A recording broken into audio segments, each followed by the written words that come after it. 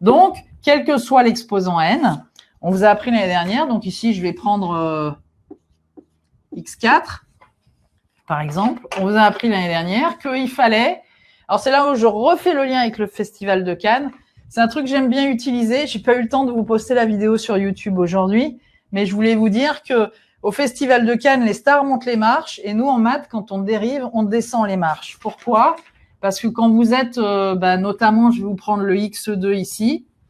Quand vous êtes à x2, pour pouvoir dériver x2, qu'est-ce qui se passe ? Je vais vous le refaire en gros dans le détail. Vous avez x au carré. J'aime bien dire qu'on descend les marches. Pourquoi ? Parce qu'en fait, ici, je suis sur une des marches. Voilà ma marche. OK ? Et que quand j'ai une fonction au carré, qu'est-ce que je fais ? Mon 2, je lui fais descendre une marche. Donc, l'exposant, je vais venir le placer devant le x. Et ensuite, comme il a descendu une marche, vous allez me dire, il ne reste plus rien. Ce qu'il faut retenir, c'est que sur cette marche-là, il faut garder celui qu'il y avait au départ, auquel on enlève 1. Donc, à chaque fois, on lui enlève moins 1. D'accord ? Donc, j'aurais pu avoir 4, 272, peu importe. Il faut lui enlever moins 1. Quelque part, oui, on l'enlève, donc il s'en va. Hein. Et il nous reste au final 2x à la puissance de moins 1, c'est-à-dire 2x à la puissance 1. On a descendu les marches d'un cran.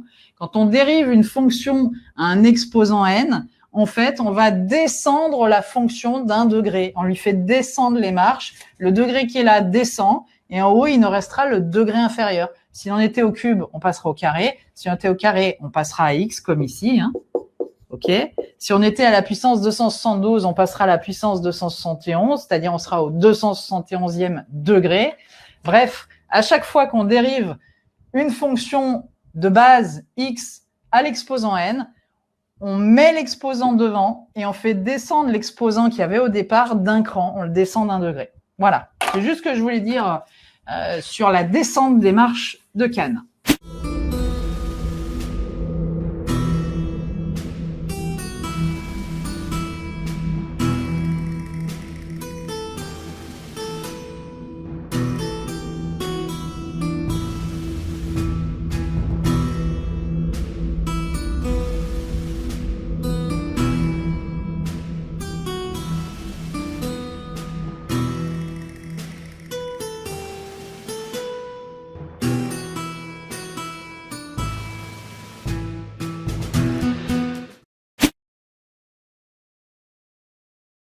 Exercice type bac, bonjour. On va vous le mettre dans un exercice global.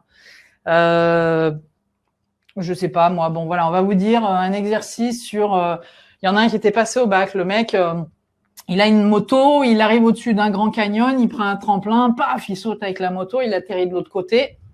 Ça, évidemment, c'était pour les lois de Newton, hein, donc on le verra plus tard. Mais mettons qu'avant, il se soit entraîné à étudier, il est tendu une corde entre les deux parties du canyon, là. Voilà, je sais pas pourquoi, hein, il est complètement fou le type, mais bon, il a voulu le faire, donc faisons-le. Hein. Là, il s'était mis ses tremplins pour la moto. D'accord ? Là, il passe avec sa moto, tranquille, salut. C'est une moto, hein, c'est pas une charrette. Au fond du Grand Canyon du Colorado, qui est magnifique, il y a une rivière qui coule, hein, t'as là. Et juste avant, il s'était amusé, et il s'est dit, tiens, je vais mesurer la longueur du Grand Canyon, donc je vais tirer une corde de là à là. Donc, je vais tirer une corde de A jusqu'en B.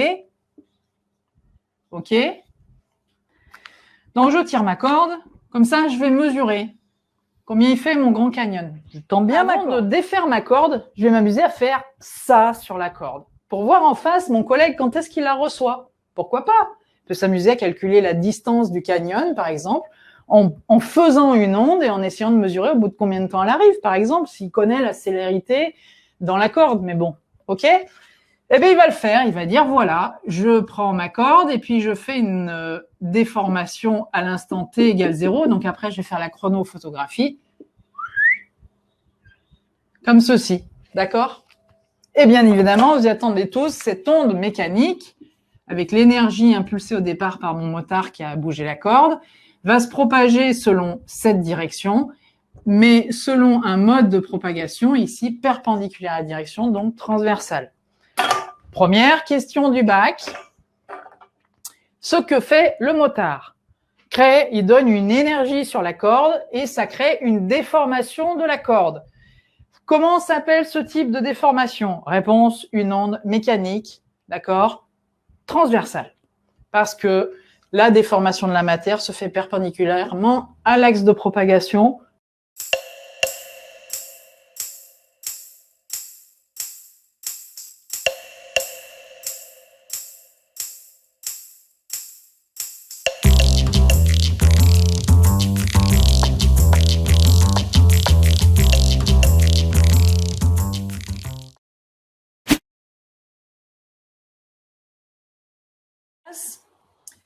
Croisement test 1. Donc, on a obtenu VG plus VG, EB plus EB. D'accord? Ok.